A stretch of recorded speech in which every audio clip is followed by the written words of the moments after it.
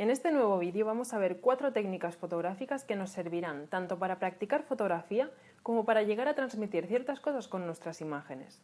Sin embargo, antes de empezar, es importante decir que es totalmente imprescindible conocer a la perfección nuestro equipo fotográfico, porque si no, no podremos llevar a cabo las técnicas que vamos a explicar. Dicho esto, empezamos.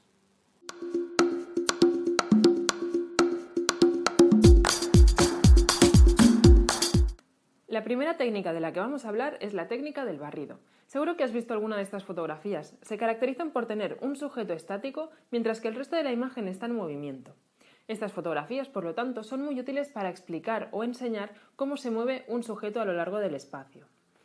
Para hacer estas fotografías es muy sencillo. Simplemente tendremos que colocar una velocidad de obturación de máximo 1,30 y, por supuesto, ajustar el diafragma que la situación lumínica nos pida. A la hora de hacer la fotografía es tan sencillo como acompañar el movimiento de nuestro sujeto fotográfico con la cámara. Consejos para realizar este tipo de fotografías. Cuanto más baja sea la velocidad de obturación, más espectacular será el barrido resultante, aunque más nos costará mantener el sujeto completamente nítido. Los barridos funcionan mejor con movimientos que son uniformes y paralelos a nuestra cámara. Y finalmente, un trípode nos puede ser de gran ayuda. Solo bastará que no bloqueemos el movimiento horizontal de este para poder seguir el movimiento del sujeto con nuestra cámara. La técnica del zooming está muy relacionada con la técnica del barrido. Con esta técnica conseguiremos crear unas líneas convergentes que guiarán la mirada de todo aquel que vea la fotografía hacia el centro de la misma. Conseguir estas fotos es muy sencillo, solo necesitaremos un objetivo zoom. Configuraremos la cámara para que la velocidad de obturación sea, como en el caso del barrido, de más o menos 1,30 y solo bastará con que mientras hacemos la fotografía cambiemos la distancia focal de nuestro objetivo. Consejos para realizar este tipo de fotografías. La manera típica de realizar un zooming es empezar con una distancia focal pequeña, por ejemplo de gran angular, y terminar con una distancia focal más grande, por ejemplo de teleobjetivo. Así se da la sensación de que el sujeto se acerca, aunque también puedes intentarlo de la manera contraria, a ver qué sale. Además, ten en cuenta que la velocidad a la que cambies la distancia focal también afectará al resultado final de tu fotografía.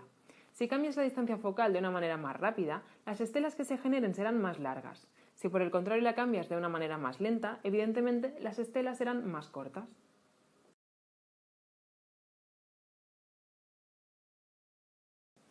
La técnica del enfoque selectivo es una de las más usadas en fotografía.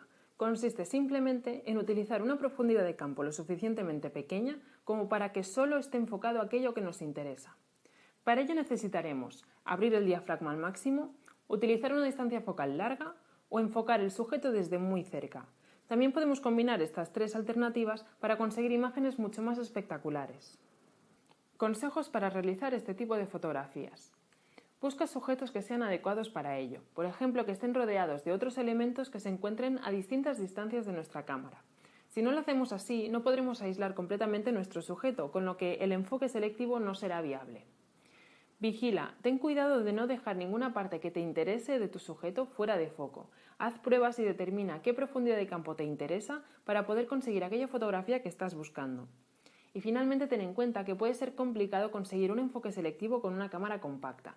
Sin embargo, muchas de estas cámaras disponen de un modo macro que sí puede ayudarte a la hora de conseguir un buen enfoque selectivo.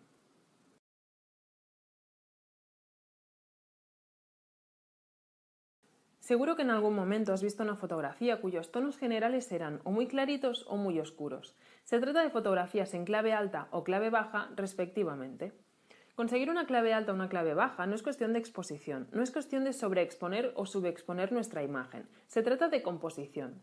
Me explico. Una fotografía en clave alta debe tener todos los tonos, desde el blanco puro hasta el negro puro. Simplemente está tomada de manera que aquellos tonos más cercanos al blanco, aquellos tonos más claritos, tienen más importancia dentro de la composición.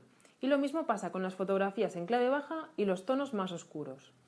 Lo que transmiten estas 2 claves tonales es muy distinto. Mientras que las claves altas transmiten paz, pureza, tranquilidad, las claves bajas suelen transmitir agresividad o misterio. Consejos para realizar este tipo de fotografías. Para realizar fotografías en clave alta, puedes probar a utilizar una iluminación frontal y muy suave. Para fotografías en clave baja, por el contrario, puede ser interesante experimentar con una luz más dura y lateral. Sin embargo, esto no son leyes inmutables, así que experimenta todo lo que quieras con esta técnica.